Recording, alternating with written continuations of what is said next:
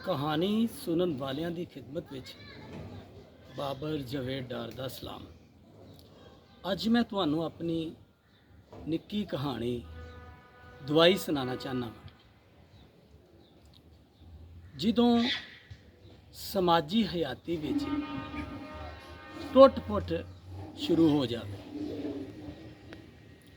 जिदों इंसानां विचकार नफरतां दियां दीवारां खड़ियां हो जावन, जिदों किसी दी नज़र विच कोई चंगा होवे ते बस सिर्फ उन्होंने चंगा ही नज़र आवे, अगर कोई बुरा होवे ते उन्होंने सिर्फ बुरा ही नज़र आवे।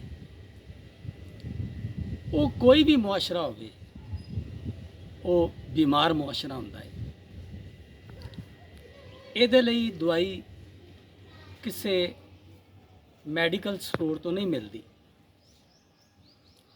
इस मुआशरे लई दवाई महान कहानीकार ते नावल निगार मैक्सम गोरकी के नावल मां विच मौजूद है।